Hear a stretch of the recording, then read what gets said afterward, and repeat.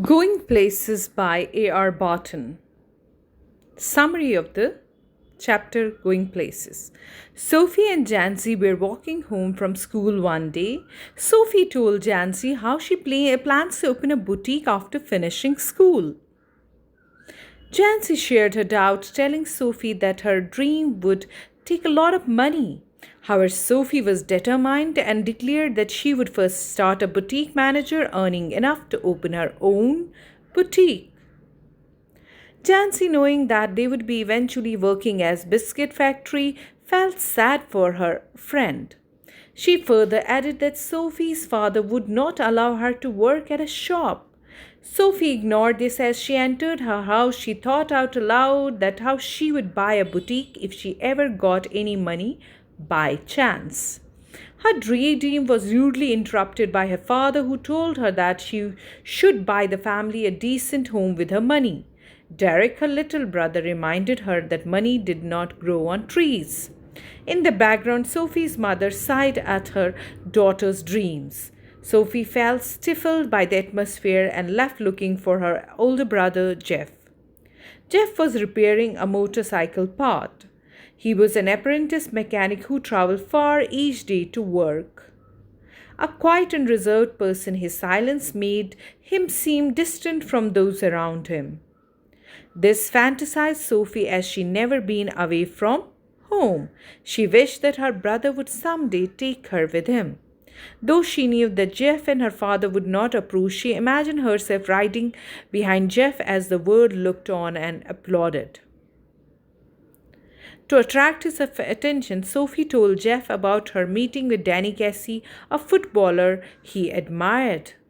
She claimed that he had spoken to her and looked at her with his soft green eyes.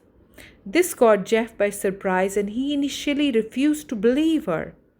Jeff's doubt hurt Sophie, as she always the first person to know her secrets. Jeff described Sophie meeting with Cassie to their father. Unimpressed, their father asked Sophie to quit telling her wild story and warned her that she would get into trouble.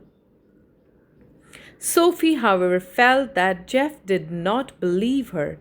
Later, Sophie decided to share another secret with her brother.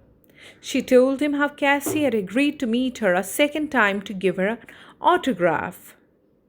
Jeff pretended to believe her, however, he decided to take this news with a pinch of salt. That Saturday, entire family except Sophie went to stadium to watch a football match. Seeing Cassie score, Sophie felt a personal sense of pride, while Jeff and her father were happy that their team had won. Next week, Jancy surprised Sophie by asking her about Cassie. Sophie felt betrayed by Jeff and was angry because Jancy was known to be a gossip. However, as Jancy kept telling, Sophie realized that Jeff had only mentioned her meeting with Cassie and not the second one. That night, Sophie waited for Cassie at a spot where lovers usually met. As she waited, she began to imagine the excitement she would feel when Cassie walked towards her. However, as time went by, the footballer did not show up. Sophie began to wrestle with her thoughts. She now started imagining how she would feel if Cassie did not turn up.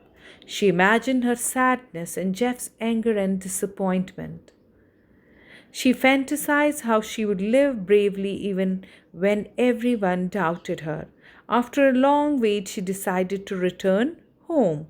On her way, she crossed an arcade, replayed her fantasy in her mind of meeting Cassie, asking for autograph and fixing up a second meeting with him.